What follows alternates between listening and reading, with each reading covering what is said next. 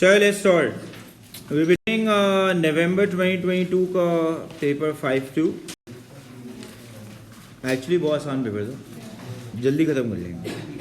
Eggshells contain a high percentage by mass of Eggshells contain a high percentage by mass of calcium carbonate. A student wants to find out what percentage of an eggshell is calcium carbonate and uses the following method. तो आपको method बता रहा है to determine the percentage of calcium carbonate in an eggshell. ठीक है?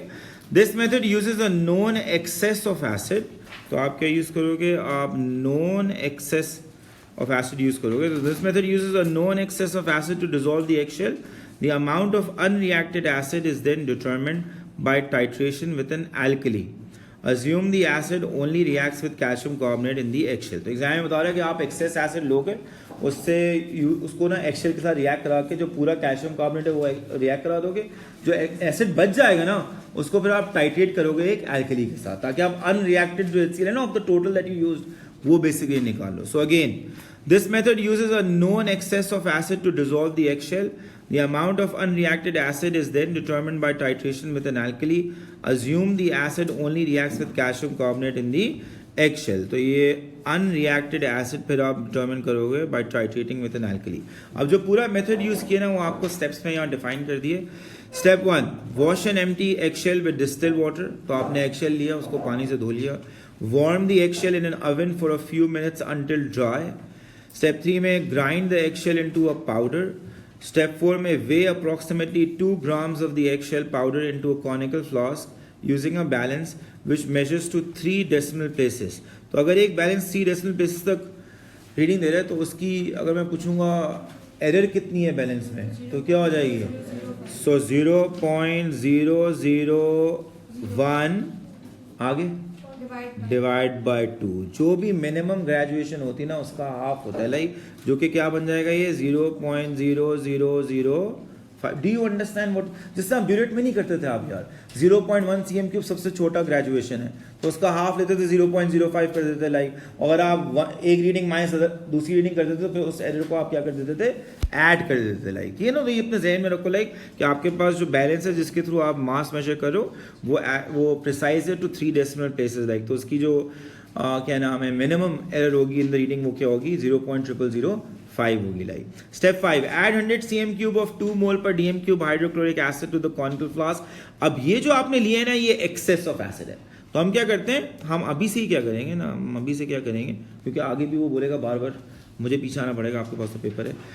तो आप इसको यूज करके मुझे number of moles of HCl बताओ. Number of moles of HCl कितने हैं लाइक? कैलकुलेट करो भाई. कॉन्सेंट्रेशन टाइम्स वॉल्यूम करो कितना है? 0.2. तो ये आ गया भाई 0.2 मोल्स. ये एक्सेस है, क्या है ये? एक्सेस मोल्स हैं like. Loosely cover the conical flask and leave for 2 days like. तो आप 2 दिन के लिए इसलिए छोड़ो ताकि जो पूरा का पूरा कैल्शियम कार्बोनेट है ना एगशेल में वो कंप्लीटली रिएक्ट कर जाए with what? With the HCl. ठीक है. Filter the contents of the conical flask with any rinsings into what? Into a 250 cm³ volumetric flask and top up to the mark using what? Using distilled water like. तो आप क्या करोगे? जो आपके पास conical flask के contents हैं उनको filter किया आपने लाइक, रिंस कर लिया और आपने उसको किस में डाल दिया? 250 cm³ वॉल्यूमेट्रिक फ्लास्क में डाल दिया और उसी वॉल्यूमेट्रिक फ्लास्क को 250 cm³ तक वह पानी से आपने भर दिया लाइक. ठीक है. अब ये 250 cm³ आपके पास आ गया वॉल्यूमेट्रिक फ्लास्क में सोल्यूशन जिसके अंदर क्या है? अनरिएक्टेड HCl है. क्या है? अनरिएक्ट. जो एक्सेस में बच गया था ना वो अनरिएक्टेड HCl है like. Transfer 25 cm³ of the solution prepared in step 7. यानी स्टेप 7 में टोटल कितना है? 250. उसमें से कितना निकाल रहे हो आप? 25. So transfer 25 cm³ of the solution prepared in step 7 into a conical flask. And please conical flask और volumetric flask दो अलग अलग चीज़ें होती हैं. समझ में आ गई? volumetric flask वाला होता है वो जो नहीं होता राउंड बॉटम जो होता है लंबी सी उसकी नेक होती है लाइक. वॉल्यूमेट्रिक फ्लास्क होता है जिसकी नेक छोटी सी होती है और ट्रायंगुलर से नीचे से शेप होता है लाइक. आपको ये थोड़ा सा ना विजुलाइज करते रहा करो जो ऑपरेटर्स को यूज कर रहा हो. सो transfer 25 cm³ of the solution prepared in step 7 into a conical flask. Add a few drops of thymol blue indicator and titrate against 1 mole per dm³ sodium hydroxide using a 50 cm³ burette. आपके पास concentration ये, volume तो जैसी बात है burette में डाली, अब आपके पास टाइटर वैल्यू जो आएगी उससे आप number of moles of NaOH निकाल सकते हो लाइक। अब आपको बता रहे हैं calcium carbonate in the eggshell reacts with the excess HCl as follows. तो आपके पास ये रिएक्शन दिया हुआ है and molar ratio of HCl to calcium carbonate is what 2:1. The excess acid then reacts with sodium hydroxide in the ratio 1:1 to give you sodium chloride and water like. Part A1. Suggest how the student could confirm that the eggshell is completely dry in step 2. तो कैसे? So go आप reheat करोगे और फिर reweigh करोगे until the mass is what? Constant like. So reheat and reweigh until constant mass is obtained. ठीक है, next 2. State why the eggshell is made into a powder in step 3 before making up the solution and explain your answer like. दोनों चीजें लिखने का एक mark है, to increase the surface area, जिससे क्या फायदा होगा? Rate of reaction. दोनों चीजें लिखने का एक मार्क होगा लाइक। तो आप बताओगे to increase the rate of reaction by increasing the surface area. To increase the rate of reaction by increasing what? By increasing the surface area. Part 3. Suggest why the solution is left for 2 days in step 6 before being used. To ensure that the reaction goes till completion, ना कि calcium carbonate पूरा react कर जाए like. To ensure that all the calcium carbonate has reacted. All the calcium carbonate has reacted with HCl. And reaction completion like. ठीक है, next part.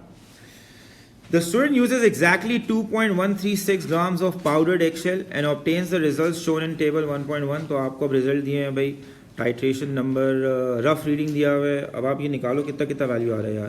पहला 16.55 आ गया, दूसरा कितना आ रहा है 30, थर्ड 4th 16.20। तो कौन से कॉन्कोर्डेंट टाइटर्स हैं? First and third. तो आपके पास ये वाला और ये वाला जो है वो कॉन्कोर्डेंट टाइटर्स होगा। Complete table 1.1 to calculate the mean titres. So let's calculate that. 16.20 plus 16.30 divide by 2 and that will be what 16.25 centimetre cube. ठीक है, कॉन्कोर्डेंट टाइटर्स का आप एवरेज ले लोगे। पार्ट 2 2 मार्क का भाई। Calculate the amount in mole of unreacted HCl in the solution prepared in step 7. Show your working. तो simple है, ये वॉल्यूम ऑफ NaOH है आपके पास, कॉन्सेंट्रेशन क्या दिया हुआ था यार पीछे 1 मोल पर dm क्यूब। इसको यूज करके number of moles of NaOH निकालो। ये जो number of moles of NaOH है ये अनरिएक्टेड HCl के साथ रिएक्ट किए ना यार, तो आप वो निकालोगे। तो अब आप क्या करोगे, number of moles of calculate the amount in mole of unreacted HCl। तो आप कैसे निकालोगे, number of moles of NaOH will be equal to concentration times volume। तो 1 times वॉल्यूम आपकी है 16.25 डिवाइड बाय 1000 डेसीमीटर क्यूब में ले लोगे ना लाइक। 1 मोल पर टीम क्यूब दिया है, 0.1 दिया है 1। कितना आ रहा है वैल्यू 0.01625 मोल्स। अब ये देखो यार, ये देखो 2 मार्क का बिला वजह थोड़ी दी है, एक मिनट। तो number of moles of HCl भी कितने हो जाएंगे, that be equal to what number of moles of NaOH which will be equal to what 0.01625। अब चेक करो, this is not the right answer, ये है 25 cm क्यूब। आपको निकालने number of moles of unreacted HCl जो आपने बनाए थे लाइक रिएक्शन के बाद, तो वो होगा 250 के अंदर total like.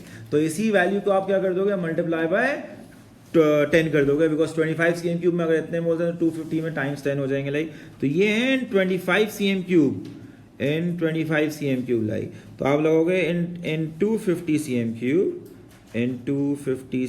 Cube number of moles of HCl जो अनरिएक्टेड है वो कितने हो जाएंगे 0.1625। मल्टीप्लाई बाय आप 10 कर दोगे तो वैल्यू आ जाएगी आपके पास and that will be your answer like. ठीक है, part 3 calculate the amount in mole of calcium carbonate that reacts with the excess of acid. Use your answer to calculate the percentage by mass of calcium carbonate in the eggshell and show your working.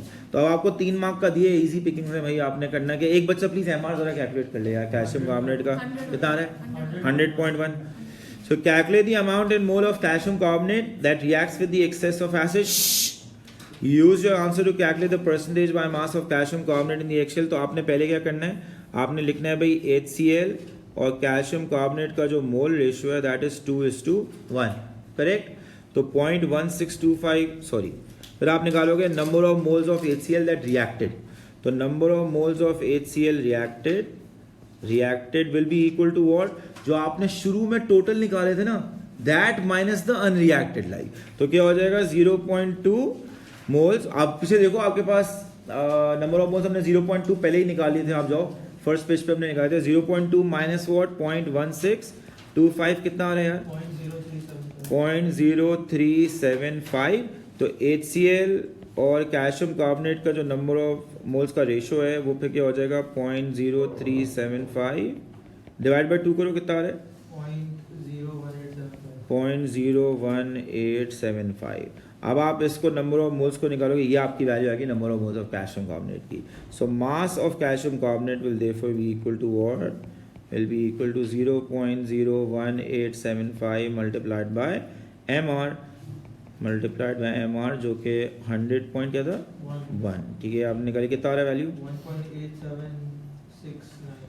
1.870 like, ये आपके पास आ गया. अब आपने क्या करना है, total mass कितना था 2.136 ग्राम. वो परसेंटेज मांग रहे हैं ना आपसे लाइक. तो percentage will be equal to what 1.87 divide by 2.136 multiplied by 100. कितना आ रहा है भाई 87.99%. Do of understand how we have done that like. आपने बेसिकली क्या किया है कि आपने जो है वो मास ऑफ कैल्शियम कार्बोनेट पहले निकाला लाइक, जो कि पूरे एक्सेल में था, और उस मास को डिवाइड कर दिया टोटल मास ऑफ एक्सेल से और मल्टीप्लाई बाय 100 कर दिया. परसेंटेज बाय मास क्या आ जाएगा आपके पास कैल्शियम कार्बोनेट. ठीक है, नेक्स्ट पार्ट.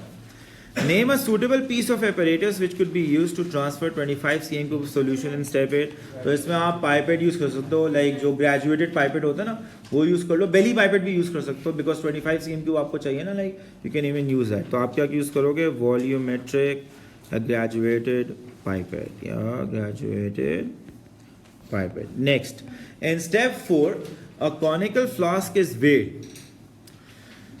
रेडी.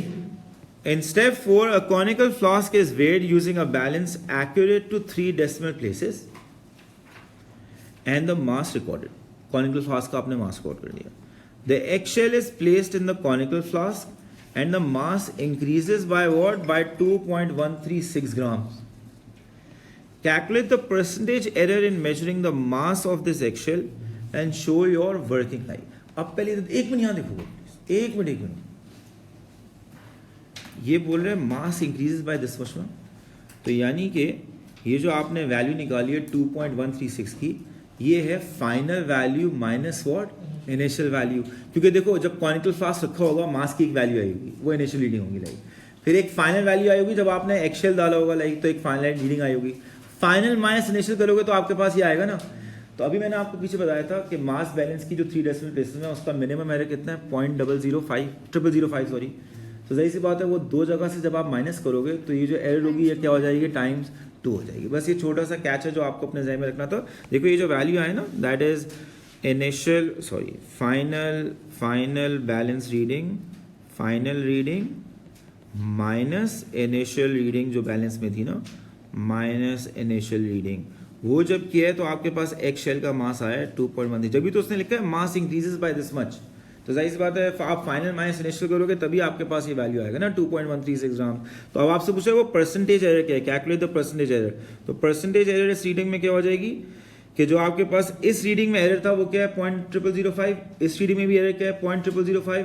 तो जब आप माइनस करते हो रीडिंग एरर ऐड हो जाती है ना. फिजिक्स में जब आप अनसर्टेनिटी करते थे तो when you subtract the 2 readings, errors जो एरर होता है परसेंटेज, वो जो अनसर्टेनिटी होता है वो एड्स अप, लाइक याद रखो. तो आपके पास क्या हो जाएगा 2 into 0.05 divide by what, divide by 2.136 multiplied by what 100. कितना आ रहा है भाई वैल्यू, कितना आ रहा है, बहुत छोटा सा वैल्यू आएगा. हाँ 0.047 आगे 3 सेकंड में 468 0.047 0.468%. ठीक है. पार्ट ई, ये आप बताएंगे भाई. State the effect on the percentage by mass if the eggshell is not completely dried in step 2 and explain your answer. So percentage by mass will decrease. Why? Because the actual mass of the जो आप निकाल रहे हो ना eggshell, like that is more than the true value. तो जैसी बात है जब this upon that करोगे like तो percentage क्या कर जाएगा, decrease कर जाएगा. जैसी बात है अगर आप completely dry नहीं करोगे तो water का भी तो mass होगा ना यार. तो actual mass जो आप निकालोगे वो जो mass आपका आएगा वो actual से ज़्यादा value होगी like. तो जैसी बात है percentage by mass आपका क्या हो जाएगा, काम हो जाएगा. तो आप क्या लिखोगे, मैं दोबारा सवाल पढ़ रहा हूँ. State the effect on the percentage by mass if the eggshell is not completely dried in step 2. Percentage by mass is the calcium carbonate का परसेंटेज बाय मास जो बोल रहे हैं. तो आप बोलोगे that decreases, percentage by mass decreases, by mass decreases due to what, since the value of mass of eggshell is greater than the true value, is what is greater than the true value. Next part. The student repeats the method using the same apparatus but decides to use 0.1 mole per dm cube NaOH to reduce the risk of corrosion or damage to eyes. हमने जो concentration अभी इस experiment में use किया था ना वो 1 मोल पर डीएम क्यूब था. लाइक वो कह रहे हैं अगर हम इस कॉन्सेंट्रेशन को 0.1 कर दें. तो student repeats the method using the same apparatus but decides to use 0.1 mole per dm cube NaOH to reduce the risk of corrosion or damage to eyes. Explain how this introduces a weakness to the experimental procedure. देखो ये वो वाले marks होते हैं जो आप actual exam में ना मोस्ट लाइकली गेन नहीं करोगे. ठीक है ना, लाइक लेट्स बी फेयर ना, लाइक ये वो वाला मार्क होगा लाइक तो आप एक्चुअल एग्जाम में शायद लूज करके आ जाओगे. तो मैं वैसे ही पूछ रहा हूँ, अगर आपने खुद नहीं किया हुआ ये पहले, what comes to your mind like?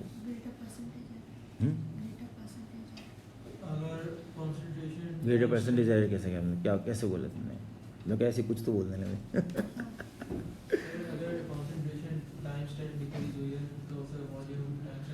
बिल्कुल. तो वॉल्यूम जो होगा वो आपका जो है वो उतना ही टाइम्स जो है वो बढ़ जाएगा ना. लाइक तो आपने जो वॉल्यूम निकाली है 16.25 जो NaOH की निकाली है तो वो सेम नंबर ऑफ मोल्स के लिए 162.5 सही होगी. और आपने अभी ब्यूरेट यूज़ किया है तो 50 cm³ ब्यूरेट है आपके पास. पहले डालोगे पूरा खत्म हो जाएगा, फिर दूसरी दफ़ा डालोगे फिर पूरा खत्म हो जाएगा, तीसरी दफ़ा डालोगे फिर पूरा खत्म हो जाएगा, और फिर चौथी दफ़ा जब डालोगे तो आपके पास रीडिंग आएगी. तो it is not a practical way of word of carrying out this. Do you understand that? That's the weakness that they were looking for in the answer. But let's be fair, इतना कहाँ सोचेंगे भाई कौन सोचेगा. तो ये आप इसको अज्यूम करो ये आपने लूज कर लिया. बट बाकी जितने भी मार्क्स थे ना आउट ऑफ दीज 13 यार वो एसेबल मार्क्स थे. मुझे नहीं पता इसका थ्रेशोल्ड कितना था बट वो एसेबल मार्क्स है. तो मैं आपको अगर मुझसे आप पूछोगे ना सर P5 बायो केम में से कौन सा ज़्यादा टफ होता है, बाय फार हैंड्स डाउन. एक तो बायो P5 में भाषण इतने लिखे होते हैं नहीं, पढ़ते पढ़ते ही आप लूज हो जाते हो. क्या बोले लास्ट लाइन तक आप पहुँचते, एग्जाम में पहली लाइन ही भूल जाते कर क्या रहे. केम में ना usually when you do like P5 आपको एक फीलिंग हो आएगी कि that you making sense of what is happening. Maybe you don't know the answer to a particular part but you will be able to make sense of this. Like so P5 जो होते हैं ना केम के like याद रखो like वो actually like apparently bio केम की compare कर रहा हूँ मैं, लाइक बहुत ईजी होते हैं कंपेयर्ड विद बायो के P5 लाइक से. So please make sure like chem में ना ये मत सोचो 20 ले आएंगे, 19 ले आएंगे, 18 ले आएंगे. Like your aim should be at least minimum 26 plus like 25 plus इतने तो आप लेके आओ यार केम P5 में. लाइक कभी भी होता है बहुत मुश्किल आ गया चलो यार तो सबके लिए मुश्किल होगा ना, फिर थ्रेशोल्ड भी तो उतना ही नीचे चला जाता है 13 14. इसका आई डोंट नो कितना थ्रेशोल्ड. अब देखो 21 is a relatively high threshold भाई. 21 is 70% like out of 30 literal वो रॉ परसेंटेज इस क्या नाम है 70%. अच्छा खासा हाई होता है लाइक फॉर पेपर 5. बायो के तो आप मुझे नहीं लास्ट वाला बहुत रेयर होता है 20s तो टच ही नहीं होता लाइक नॉर्मली लाइक कभी भी टच नहीं होता है. तो आप यहाँ लिखोगे the volume of NaOH, the volume of NaOH required will be कितना था 16 पॉइंट आ गया था 162.5 centimeter cube which cannot be easily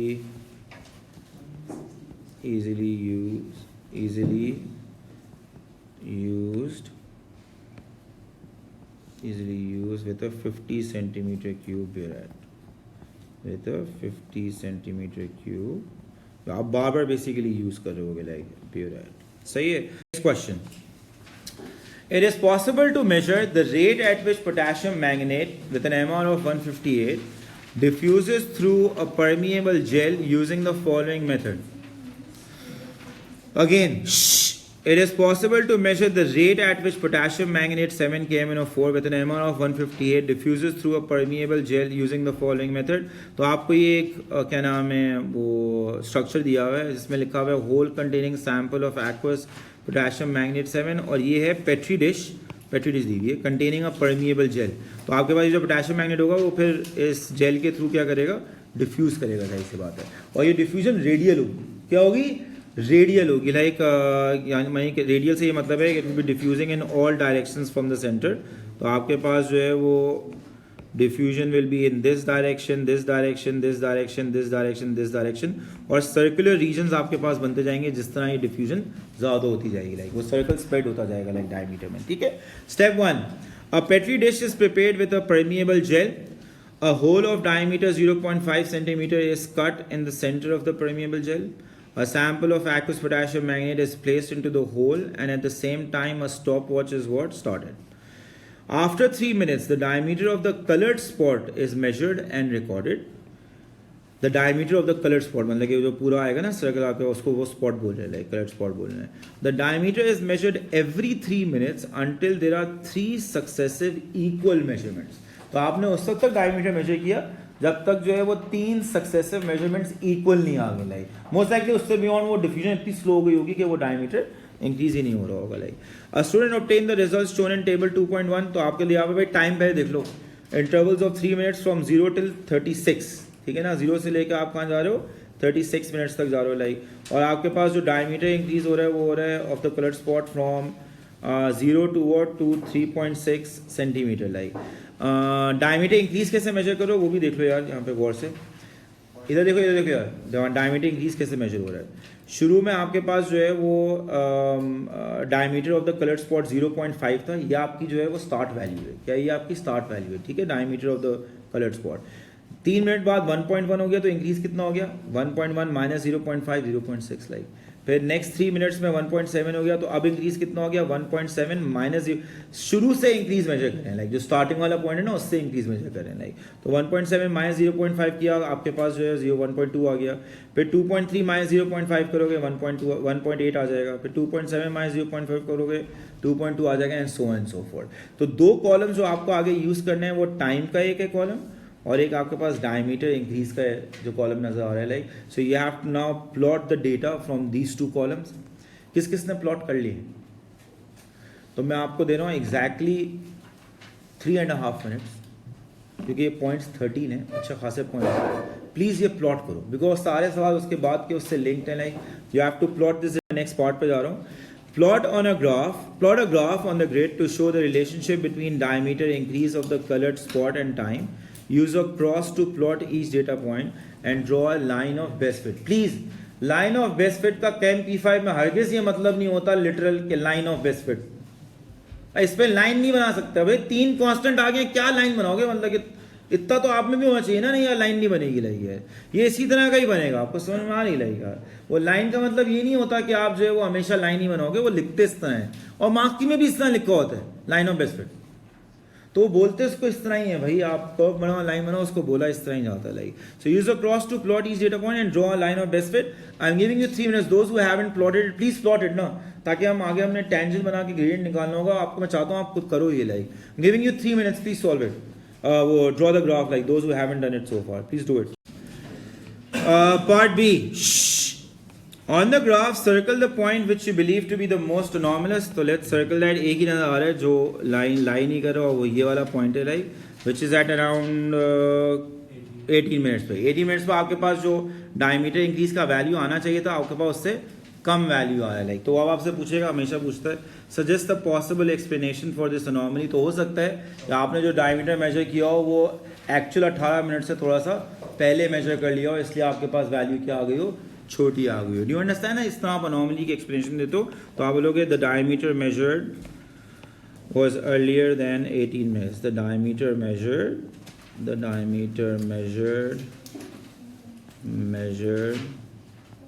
was earlier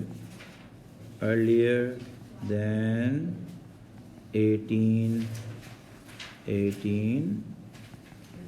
minutes. Like ये आसान तरीके से आप एक्सप्लेन कर दो कि भाई एक्चुअल डायमीटर का वैल्यू आना चाहिए था ज़्यादा, कम इसलिए आया क्योंकि आपने 18 मिनट से पहले मोस्ट लाइकली क्या कर लिया होगा, कर लिया होगा. नेक्स्ट पार्ट,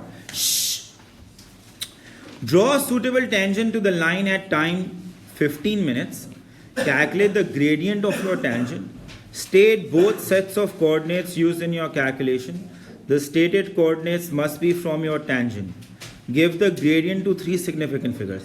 एग्जाम में देखो क्या फनी सीन हुआ होगा, अगर आपने ग्राफ पूरा बना लिया हो और उसने बोला लाइन ऑफ बेस्ट फिट, आपने लाइन भी बना ली हो, आप पेज फ्लिप करो और आगे लिखो draw tangent at t equals to 15, तो लाइन में कहाँ टेंजेंट बनाओगे, लाइन का टेंजेंट नहीं होता है, लाइक कर्व का ही टेंजेंट होता है. लाइक तो वहाँ से भी आपको हिंट मिल जाएगा. लाइक वो प्लीज़ अपने जहन में ये रिजिडिटी हटाएं. लाइन ऑफ बेस्ट फिट का मतलब लाइन ऑफ बेस्ट फिट है भाई, वो बेस्ट फिट लाइन का मतलब यही होता है कि आप जब ड्रॉ करते हो वो कर्व हो या लीनियर लाइन आए, लाइक उसको बोलते हैं line of best fit he exam है. एंड मैंने आपको पहले भी शायद बताया था, when ever the number of points plotted go beyond 6 यानी 9 या उससे बियॉन्ड चले जाए, नहीं यूजुअली ये होता ही हो सकता है जब एग्जाम में आपसे क्या बनाना होता है, curve.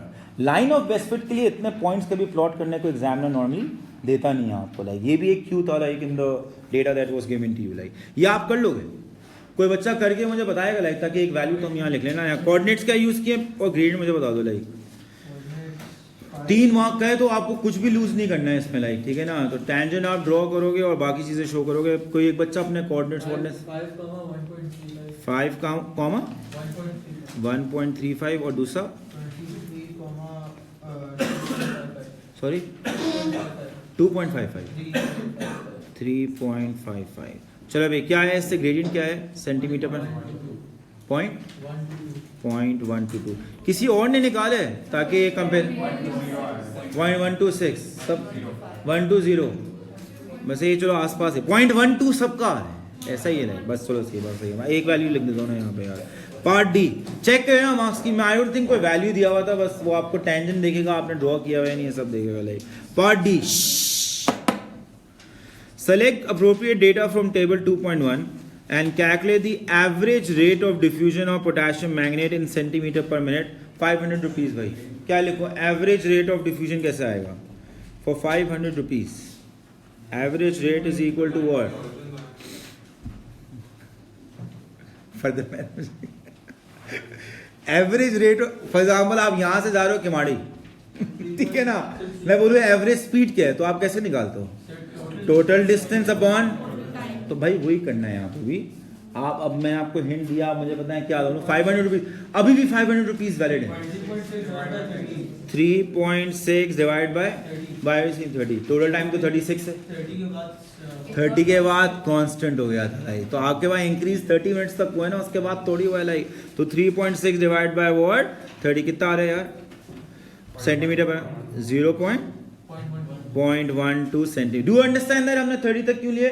Total time was 36 but जो आखिरी वाले 3 रीडिंग्स है वो तो कांस्टेंट थे ना यार. लाइक तो आप इग्नोर करोगे भाई, आप जो है वो 30 मिनट्स तक लोगे टोटल टाइम, और जो चेंज जो इंक्रीज इन डायमीटर आया है 30 मिनट्स में वो 3.6 आया वो आप न्यूमरेटर ले लोगे और दोनों को डिवाइड कर लोगे. Party identify the independent variable. Independent variable क्या है इस एक्सपेरिमेंट में, टाइम है भाई. एक्स एक्सिस टाइम है, like that is the independent. Her 3 minute बाद मेजर कर रहे हैं ना. Dependent variable increase in diameter है, इंडिपेंडेंट वेरिएबल टाइम है यहाँ पे. लाइक तो यहाँ पे आपका इंडिपेंडेंट वेरिएबल क्या बन जाएगा, टाइम बन जाएगा. Part F suggest how the experiment could be made to be more reliable. Like तो क्या करोगे आप बेसिकली रिपीट करोगे एक्सपेरिमेंट को इन ऑर्डर टू सी कि आपके रिजल्ट जो हैं वो दोबारा रेप्लिकेट हो रहे हैं नहीं, सिमिलर टाइप के रिजल्ट्स आ रहे हैं नहीं. लाइक इसका मतलब होगा अगर सिमिलर टाइप के रिजल्ट्स आ रहे हैं तो इसका मतलब क्या होगा कि आपका रिजल्ट जो है वो रिलायबल हैं. तो आप क्या करोगे, you repeat the reading, repeat the experiment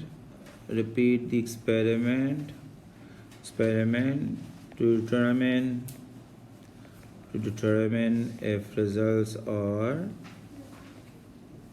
are reproducible, if the results are reproducible या replicate हो सकते हैं, नहीं आप बोले तो like part G, another compound of potassium which is colored is potassium dichromate 6 K2Cr2O7 and the MR of this compound is 294. पहले वाले का MR क्या था 158. ठीक है. This compound is corrosive and aqueous. It is possible to use the method described earlier to determine the rate of diffusion of potassium dichromate as well.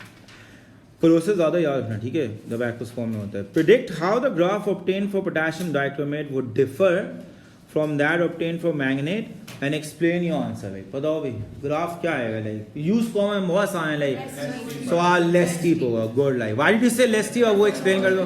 Because हैं so diffusion will be slow. Why?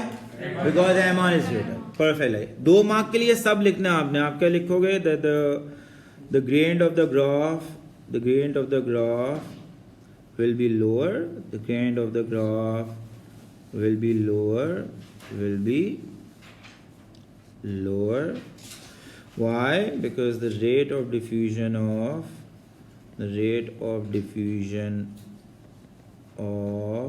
K2Cr2O7 will be slow due to greater MR.